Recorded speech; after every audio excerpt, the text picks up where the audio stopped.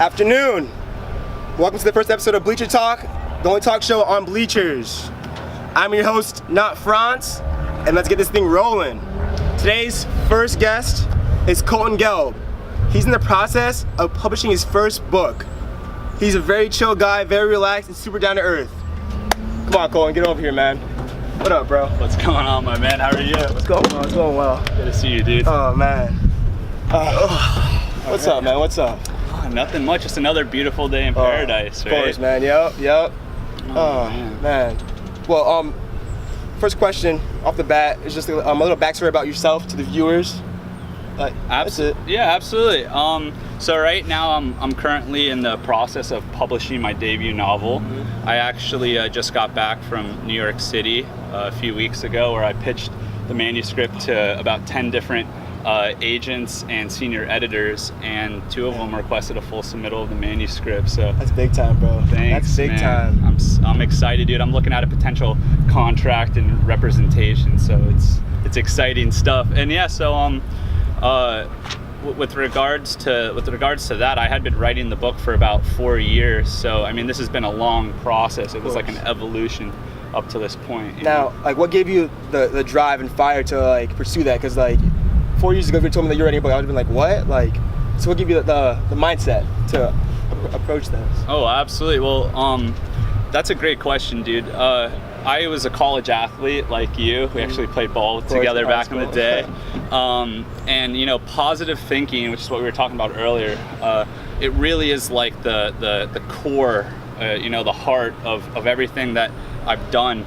And that's actually what led me to write the book in the first place. Is I saw that, you know, we live in a society, in a world that it's constantly telling us what to do, and especially when it comes to millennials, kids our age, we're constantly being directed. You know, you need to be this way, you need to look this way, you need to do this, you need to have these things in order to be happy or successful, and that's just not the case. And so I wanted to create a story, a narrative that kind of, you know, like retells, you know, the things as they are right now today, and I've kind of done that with EARTHWALKERS. That's awesome, man. Yeah. Like, I feel like in today's society that everyone just conforms and just goes into groupthink. It's a big, like, for example, like on social media, like if one person has a certain style, people try to emulate that style because of how it makes them look. And like, it makes them feel good, man. But how do you feel about the whole social media aspect of things? And I feel like it's like a double-edged sword, because in one regard, it's connecting the world, and it's connecting, you know, humanity in a much more intimate way, in a way that's really never been done before. But at the same time, it's creating almost a double standard, where it's creating this fake image of life, of people's lives, even of who people are. And so it's really hard for, you know, some people to remain positive and about themselves and about their lives when they look on social media and they see all these people posting certain things that it's just glamorizing a lifestyle they don't live. Of course. So it's a double-edged sword. So true. Yeah. Like, the reason why I started making videos was because, like, I realized that, hey, like, not everything's perfect, you know? Like, everything is not as it seems on social media. And like, I used to post like back in the day, like 4 or 5 years ago, for like the validation and likes, you know what I mean? Like, hey, look at me, I'm doing this, look at me, like I'm over here. But now, like, it's bad to say, but nobody really cares, like at the end of the day, you know? Like, nobody really cares. And like, once you realize no one cares, then you're free to think and do as you please, because it makes you happy. Am I right? Yeah, it's the honest to God truth, dude. It's like, I dabbled in a few different things before I started writing. After being a college athlete, I got into, you know, the business world a little bit, and I was an entrepreneur. And I was involved in the entertainment industry down in Miami. I was also involved in the health and wellness industry here in Boca Raton. And so I dabbled into a couple different fields throughout my life. And obviously, like I said, positive thinking was kind of the baseline that kind of helped me to excel and kind of persevere through all the obstacles and hurdles that I faced in those different fields. But now, as I'm 25 years old, about to turn 26, I am about to publish my first novel. I realized that, you know, happiness is my definition of it. You know, that peace, success, all of those things. I can't go about living my life by other people's definitions. You know, I need to define what those things are for myself, and I feel like I finally got into a place where I've done that, because it's not about, like you said, it's not about me. I don't care about doing anything that, you know, impresses people or that gets people to like take a second look.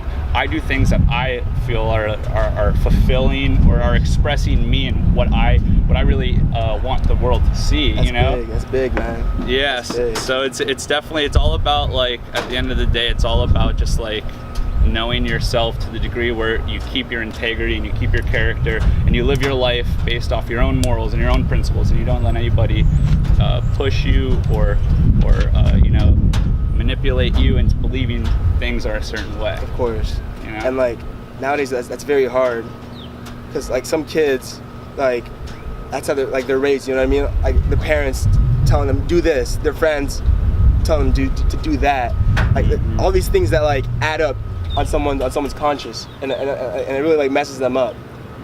Like, what can you say to the kids that are going through it right now, who need that positive boost to like change the way they think, but like slightly? Like what? All right. Absolutely, I get what you're saying. I get exactly what you're saying. I think that at the end of the day, what it really is it boils down to one simple word: leadership. I feel like we live in a society where it's like groupthink mentality, like you said earlier, where we have a lot of people that are kind of living their lives as almost as if like sheep, where they're kind of just following the herd. They're just regurgitating what they're hearing other people say or what they hear on television. Big time. They're not really forming their own opinions and thinking for themselves. Yeah. So it takes leadership, dude. You have to you have to take the shackles off your imagination. Back when I was a college athlete, I never imagined that I would be an author. I never imagined that I would write one day. I was so boxed into my perception of myself, that version of my self-identity that I had at the time. And so it wasn't until I really took the shackles off my imagination and allowed my mind to just open up and expand that I realized that, you know, the limitations are endless. You're only limited by your own imagination, and frankly, to define yourself in one category, I'm an athlete, course, I'm an entrepreneur, all you're doing is putting yourself in a box. That's true, man. You know? That's true. It's funny that you say that, because like after I played college basketball, I came home, right? And like everyone that I ran to was like, oh, so like how's basketball? And like I was done playing it. So like it really got to me. I was like, damn, like people only view me as a basketball player, nothing more. Yeah. So like it really like messed me up. So like, because that sense of self-identity, you kind of identified with that. That's who you were. Exactly. You know? That's who I was, because like that's all I knew. But like once I got past that, and like that phase of people always questioning me, like I started something new. You know what I mean? Just creating. And like it got me to this point right now with like me talking to you, and it's super cool how life works. But like I'm not gonna lie, like it really got to me. You feel me? Because like people only viewed me as one thing. Bang, bang, bang, bang, bang, and I was like, well, like I'm more like I felt like LeBron. You know what I mean? I'm more than an athlete, so to speak. Absolutely. You know, like I'm more than an athlete. Like it's weird to say that, but like no, it makes perfect sense, because it's the truth is, at the end of the day, it's we all want to be free as human beings, to live our lives, to do the things that we want to do, to make decisions. And at the end of the day, if you're surrounded by a group of people, whether it's friends, whether it's family, whether it's classmates, that are trying to, you know, put you in a box or trying to label you or make you feel smaller than what you truly are, then that's where leadership comes in. That's where you need to stand up for yourself and set your own example, figure out for yourself, who do you want to be, what do you want to do? I experienced a very similar thing to you. After my career was over, because, you know, I was also a college athlete. I was so identified with that version of myself that I struggled when I came back to not be extremely competitive, to not just dive into something that was just another, you know, like excuse for the same thing, for lack of a better word. And so I really had to go within, in a sense, almost like rediscover myself, and really figure out what was important to me, what my talents were, what I came here to do, you know, what I felt passionate about, and to kind of explore those avenues. But that was a you know, several year journey. That was a long journey. You got to get through some hurdles before that happens. That's true. It's like the main thing is just trial and error, man. People are afraid to fail. That's why they don't try new things. Yes. And like once you realize that, like try as many things as you want. If you fail, you fail. You know what I mean? Like but if you succeed, then you upgraded, so to speak. Absolutely. So it's just about like growth. Like that's the word I was looking for. Like it's just about growth. And if you're afraid to grow, then like you're always saying the same. I don't know. Like, well, if you're not growing, you're dying. It's the honest truth. What you're saying. It's like to fear failure is to fear living, because at the end of the day, it's like if we were climbing up these steps in the stadium and we missed one step and stumbled for a second, will that stop you from continuing to climb the rest of the steps up to your seat and watch the game? That's true. It's like there's so many times in life where like we become so fixated on a certain goal or a certain objective or a certain task, and we become obsessed with it. We almost become consumed by it, and because we lack balance, because we lack awareness as we're pursuing that goal or objective, it ends up overwhelming us in our life, and we end up learning the hard way through something called failure. But there's no such thing as failure. What I've learned in my life is that there's only lessons. Yep. There's experiences that teach you lessons, dude, and there's no such thing as obstacles either. There's only opportunities. A lot of people may a lot of people may look at me, for example, and say like he was so in love with the game, or he was so obsessed with the game that it was like, how did he not pursue it further? How did he not try to make a career out of it? How did he not try to, take it as far as he could possibly take it? And at the end of the day, it was the timing of everything. It wasn't about failure for me. It was about realizing the power of new beginnings. And it was like that this thing that I loved, even though I loved it so much and it will forever be in my heart, it gave me some of the best memories of my life. It taught me discipline, it taught me determination, it taught me camaraderie, and collaboration. But at the end of the day, I don't think that that was really what was in my mind at the end of the process. At the end of the process, what was in my mind was success, being so competitive, being better than everybody else, making a lot of money, playing the game, and just all the things that come along with that. And it was such I ended up realizing, after the fact, it was a harsh reality, but I ended up realizing how shallow and how almost just vain that kind of pursuit was. And I had to realign myself to something more in harmony with my spirit. Same here, man. Like I realized that like I'm not going to the NBA, you know what I mean? And like once you realize that, then like holy shit, like some kids, for some kids in high school it happens early, and college it happens, but like once you realize that you're not going to the NBA, then like what's the point of chasing something with like, I don't want to say no end, but like there's players our age that are a lot better than us, and like we can't compete with them because like I don't know, I wouldn't say compete, but like I don't know the word to say, but like we're not going to the NBA. That's all I have to say, like if you were like, then like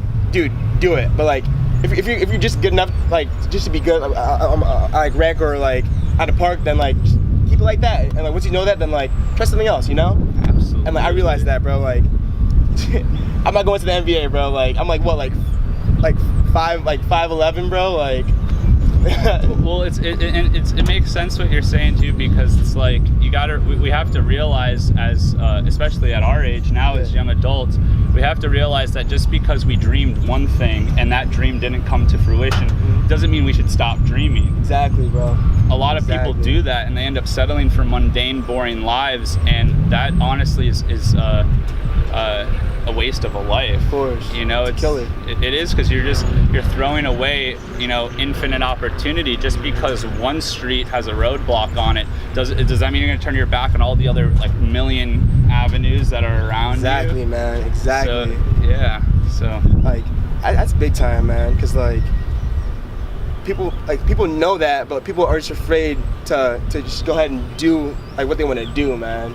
But also like what comes into play is security, like people want like people would rather have, people what's the word, like people would rather be comfortable where they're at than try new things, and like that's good, that's okay too, but like to each their own, so you can't like really force someone who's comfortable like where they're at, like whether it be job security, whether it be just being comfortable, like you can't force them to try new things. But if you have the passion inside you, then try something new, you know? Like, it just depends. Absolutely. And that's one thing too, man. Absolutely. I think at the end of the day, just the bottom line, what's most important for people to remember is just that there are no such thing as endings. There's no such thing as failure. There's only new beginnings. There's only new opportunities to learn and to grow and expand. Like you said earlier, if we're not growing, we're dying. If we're not learning something new, then we're forgetting what we've learned. And so it's like there's only one way to move on the wave. You're either moving up towards the crest or down towards the trough. And that's life. Life is a natural rhythm of flowing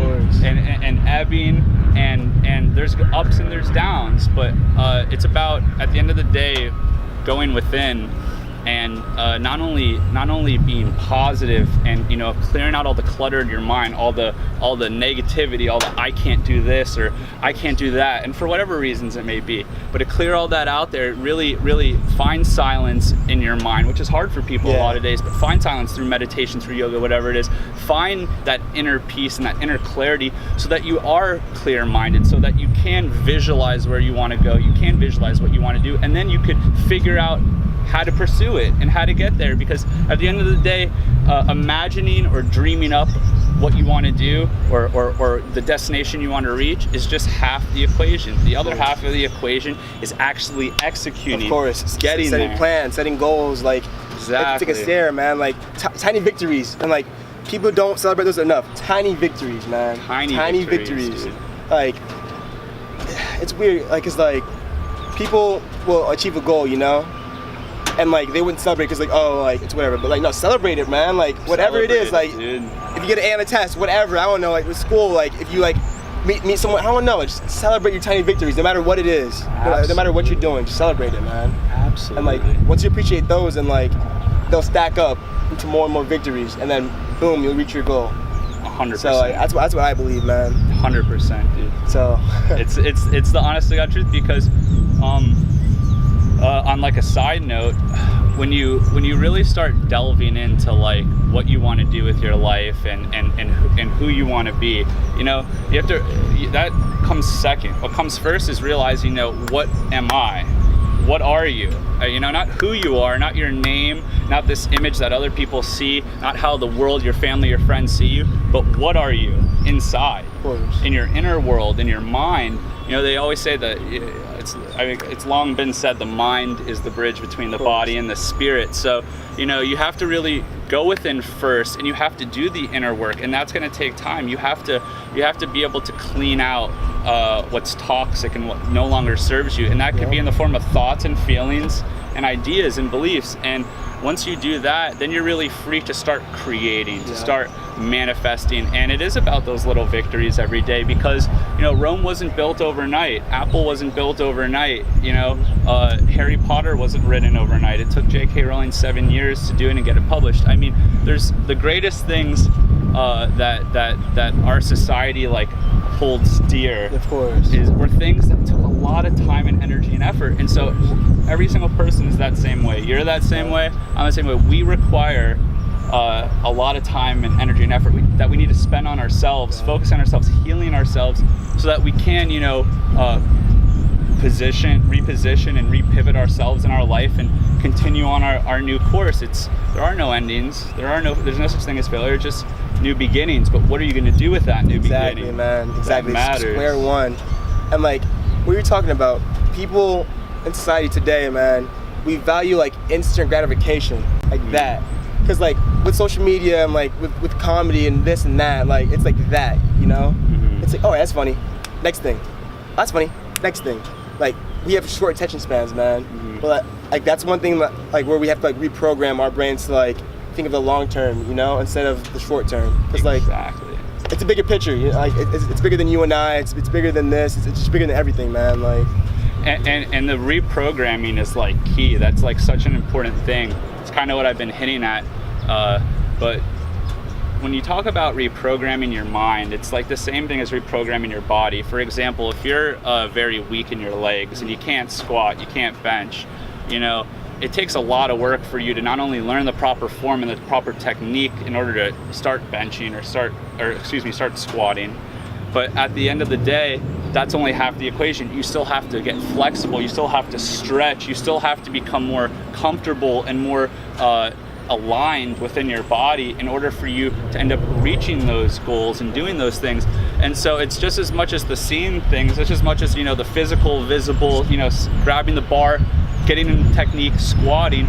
There's a lot of other things like that are not seen, you know, that go unnoticed by most people, because it's like flexibility is something you can't really see if someone's flexible. You can't see how much they've been stretching. You can't see how the quality of their posture or their inner state and how they feel inside their body, if they have pain or not. Only they know that, you know, but that is literally half the equation. It's super important, and that's what we have control over primarily. That's what actually ends up making our body what it is, whether we're strong, weak, energetic, fatigued. We create that, you know? Man. Like, people don't realize that, like, we're in control, but people feel like they're not in control. But we're in control of everything we do. It's simple to think about. It's weird to like talk about, but like it's simple, man. Like, and even better than control, the word control is like a limited word, because it almost has like a negative connotation. What we really do is we create all our experiences. You know, not to get too religious or just spiritual, but you know, God, or the Creator, is said to be, you know, the father or the mother of all. You know, we're all children of God. Well, that means that by nature we all are, it's our birthright to have the same power God has, meaning that since God's a creator, that means we're co-creators. He literally put us on this creation, this earth, to co-create with all the things he's already created. You know, the water, the air, the wind, fire, you know, everything that we work with, it's been created by God already. So at the end of the day, we're co-creators, and we co-create all of our experiences, and it's about owning our power. It's about remembering our power, not letting the blinds and the shackles remain on your eyes and imagination. Distractions, bro. Distractions, dude. Literally, man. Literally, like, dude. There's so many distractions, bro. They're like, a dime a dozen, you know? They're everywhere, like, honestly, man. Yeah. Like, as you said with social media, it's a double-edged sword, because, like, yeah, it's fun to use, but it's also a distraction, man. Like, some people are on their phone just, like, swiping away for, like, 15, 20 minutes at a time, bro. Like every hour, bro. Just chipping away at it, just wasting time, man. And time's all we got, dude. Literally, time's all we got, man. Everybody thinks that, and this is an important thing, everybody thinks that money is the most valuable thing in our world and the most valuable thing in our society, but nothing could be more false. The most valuable thing in our world is energy. There's actually two. It's your energy, so energy, and then time, your time. Your energy and your time create the quality of your life and all of your experiences. How you spend your time and how you're spending your energy. Those are the things really worth focusing on when it comes to spending, yeah. You know, so at the end of the day, you know, what is it that you want to do? Do you want to be a successful entrepreneur? Okay, great. Then what are you going to do in order to be a successful entrepreneur? How are you going to start today? Are you going to you know, turn off the television? Are you going to put your cell phone and social media down? Are you going to, you know, get away from all those garbage, you know, TV shows or music that's just cluttering your mind with ideas that you don't really resonate with? Are you going to actually put aside all the distractions, like Franz is saying, and step forward into this new beginning, embrace this opportunity to create and pursue your dreams? And if you're going to do that, if you are going to put all that distraction aside, then you got to get clear. You got to get passionate. You know, you have to really get in tune with yourself and open up so that you realize what's important to you, and not only that, but what works for you, so that you could help yourself achieve your dreams. Literally, you need to help yourself. And it's funny because like every like successful person that like I've like researched, like even Kanye West, for example, man, like he says all these things, man. Like he said that your attitude changes your latitude, man, and like that shit resonates with me, man. Like Elon Musk, for example, bro, like he says that like for every like big time thinker like in this world right now, like they said that like they just worked at it and chipped away at it. Staying consistent is key, man. And like most people don't stay consistent at all. Like they try one thing, they're not good at it, they just leave it alone, you know? But if they keep like progressing at it, like Bob Ross, the amazing painter, like he painted his whole life, man, just to become like a painting god, whatever you want to call him, you know? Like he worked at it, man. Like time over time, like it's just about work and staying consistent. And like that's one thing that like with this, like with this show that I want to do. You know what I mean? Just stay consistent. Just get lots of guests on, man. Lots and lots of guests. But dude, you're my first one, and like you've been so insightful, bro. Like in this talk so far, man. And like just thank you for that, bro. Hey, thank you, my man. It's been an honor and a privilege, and it's so much fun talking about these things because they're uplifting, they're inspiring, they have a lot of positive energy behind them, you know, because they're such like they're high vibrational thoughts, you know, they have a high frequency, and you know, talking about what you were just saying about long-term commitment, about really having discipline and determination to see your goals and your passions and your pursuits through. You know, I had to teach myself a lot. Like for example, I didn't even graduate college. I didn't even finish my degree. I always did really well in school. I got good grades. I took, you know, AP level classes. It was nothing about me not being academic, but the course of my life, I didn't end up finishing school. And, you know, when I first started writing the book, I had like a major realization or epiphany in the sense that I realized that, you know, holy crap, I have to teach myself a lot. I want to do something that, you know, I'm starting at square one. I have no idea what I'm doing. There's nobody around me that could teach me how to do it. It's very, you know, it's very rare to meet an author or a writer, especially a successful one that wants to mentor you and take you under their wing. You kind of have to really teach yourself a lot. And so for me, that was really a process of self-discovery, because I relearned about my own, not only my own curiosity, but my own intelligence, how capable I was of teaching myself something, how capable I was of learning something new, how capable I was of actually starting from square one completely on my own without teachers or advisors or any other kind of authority figure guiding me, and through my own wisdom, through my own inner intelligence, I guided myself, and I found my way down through this path and to this point. And you know, it really has largely just been just an amazing process of self-discovery. I feel like I know myself better at 25 than I ever did at 21. That's big time, man. Yeah, and it's because of that. Time. Yeah.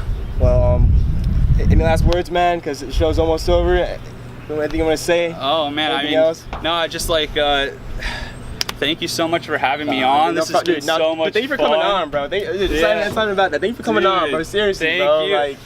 And I feel like this right here, what you're doing, this future video series, this is going to be majorly impactful, not only on the world and on society, but most importantly on millennials, on people our age, because we're living in a world right now, like we said earlier, where everyone's being told what to do, everyone's being directed or pushed in a certain direction, and it's up to you to plant both your feet firmly on the ground and like a tree say, I'm not moving, I'm here, I'm gonna find my own direction, I'm gonna find my own place in this world, I'm gonna find my own passion, and I'm gonna pursue it to the very end.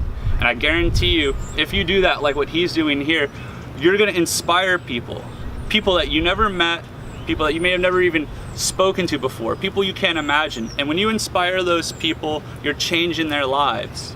And I can't think of a more profound or a more fulfilling way to live your life here on planet Earth as a human being than to inspire others and help uplift others to live their dreams. So yeah, my man, thank you so much for everything, brother. My Seriously, dude, bro. dude, this has been fun. Thanks, bro. Hey, all right, have a good one, all right? Catch you, bro. Hey, catch you soon, my man. Thank you.